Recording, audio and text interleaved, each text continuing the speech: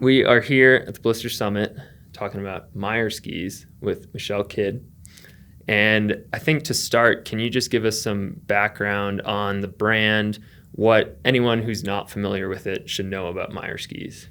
Sure. We've been making skis since 2009. We started in a garage in Glenwood Springs. And where we really gained steam is when we moved to Denver in 2016. And we've got a craft Skiery, we call it. We've got all sorts of clever names for stuff. And so we're part ski shop in front, part bar, and part factory there. So we make all of them right about 10 minutes south of downtown Denver, and we're really transparent about our manufacturing process. We do happy hour tours where you can come through and see every step in the ski making process, and we've got windows looking into our factory where you can just watch us pressing skis, laying them up, and some of the big machinery that goes into it too. And we're known for being eco-friendly as well. Ski making isn't an inherently eco-friendly process. Mm-hmm. So it's kind of doing whatever you can at every step. So we use bio-based epoxy instead of petroleum-based, which is really neat. It doesn't have that terrible epoxy smell. And it's made from actually the waste products of other manufacturing processes, so reusing it. And another cool point is our beetle-kill pine in it. So when you're driving up around in the mountains of Colorado, you see all of those big swaths of dead standing trees, and we harvest that in collaboration with the Colorado State Forest Service and give that tree a second life to return to the mountain in the form of skis, and it's really pretty too. Yeah, I mean, talking about literal transparency, you guys do a lot of transparent top sheets where you can actually see the core, which Ted was talking about on one of the panel sessions earlier. So in addition to the beetle-kill pine, anything else you want to highlight on the construction front? Yeah, the transparent top sheet has its challenges. Parker oversees production there, and when you're not putting a big sticker on top, you can see every little flaw. So if there's a big knot in the wood, you can't just fill it and wrap it up. It really shows off the craftsmanship and that beautiful wood core. So it uses less ink as well, which is a pretty toxic item for the environment, and we sublimate that graphic to the underside of a textured nylon top sheet. Okay. Which is rad because you get, custom skis. We're known for our graphics. You can do a one of one. You can be like, all right, I want my dog, my favorite ski area, and we can make that come true. And then a Grom skis over the top of your brand new custom skis, and that ink is still intact because it's on the underside. So it's really scratch resistant and durable, but it also stays intact with that being pressed onto the underside. Gotcha. And then in terms of we'll go into some specific models, but as a whole, the Meier ski lineup is pretty expansive.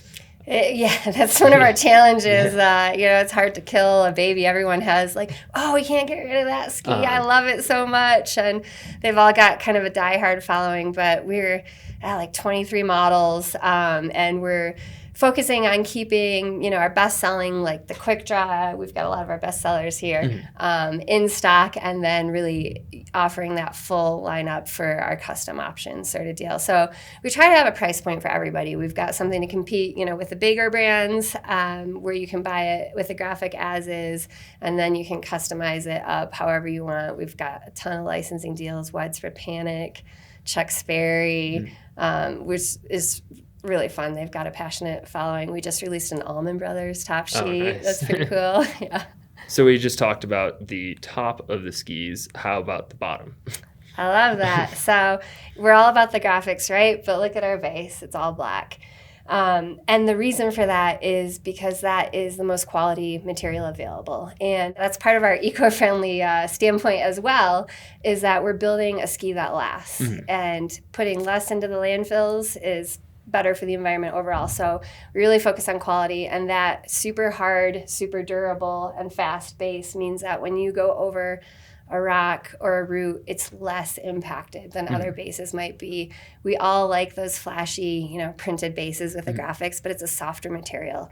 And then it's also thicker, which means every time you get a tune, and you put it on the grinder, you're grinding off material physically, so that you're going to get more tunes and more turns over the life of the ski with that really hard, thick base. And that's why we stick to the black until that material advances enough where we get that durability rating. We're going to stick with our super quality base. Gotcha. And so talking about like extending the end life cycle of the ski, how about the beginning where you're getting the ski from Meier? Maybe tell us a bit about how you guys are handling like shipping and packaging. Sure, yeah. We try to do something, a new eco initiative every year, like really look at our processes and dig down. One thing about our graphics is we have them printed locally. We try to keep everything as local as possible because that reduces the carbon footprint and the shipping. And so they're printed right up the street. And when we transfer that graphic to that texture nylon top sheet, we save that paper and use it for packaging. So if you buy directly from Meier and get it shipped, you might have a faded image of any one of our graphics in there as packaging material. And then we also, a couple years ago, realized it came about pretty organically, where one of our employees wrapped skis for hours right before we delivered to a relatively local shop, and we get there and the first thing they do is rip off that plastic, and there's a mountain of single-use plastic film, which we all know is really excuse me, is really hard to recycle. And we're like, oh my gosh, the money, the waste, let's do better. So we tested all these different stickers essentially, and came up with the adhesive band that you can see on the Leeper right there. And we measured it out. It saves about 12 feet of single-use plastic per pair of skis or snowboard shipped. And we think we're the only brand doing that. It's also feasible because of our texture nylon top sheet that doesn't easily scratch up. And it was challenging because a lot of stickers leave a little adhesive residue. We've all tried to peel it off the bottom of a coffee mug, and that's a good way to make every ski shop hate us if there's adhesive residue on the base of the ski that sticks. So it was a challenge, but we're pretty proud of where we landed, saving all that plastic film. Sweet. So we just got a very nice overview on Meier as a brand. And now, Parker, let's talk about some specific models. Which ones do you want to start with? Sounds good, yeah. So we'll start off talking about the Wrangler and the Leeper. So Wrangler and the Leeper, actually, we both came out with those last year. So the Wrangler's probably our best front side ski, or at least my favorite in that way of skiing. It's just really good at carving, but also is going to hold its own really well in moguls and pretty much anything short of real big snow conditions. Gotcha. So the Leeper at 114 underfoot, it's going to get through pretty much anything you need it to do, but it's also going to be good pretty much in any conditions, even on lower snow days. Of course, it's made for Owen Leeper, one of our athletes out of Jackson Hole. He is known for dropping insanely large cliffs, but you don't have to do that. Ski that ski and have fun. So we've actually found that all sorts of people from all sorts of skiing backgrounds have been loving that ski. A little bit more of a progressive mount point and shape. Yeah, we have a pair of the Leeper in for a long-term review, and that was my main takeaway, is like it is a pretty damp and stable ski, but it's not one that you have to push extremely hard all the time for it to be like engaging.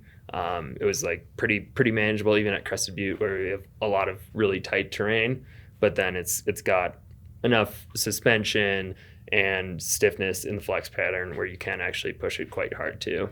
Yeah, definitely. It definitely hooks up and grabs well when you need it to, but you can throw a slash in there and things like that pretty easily.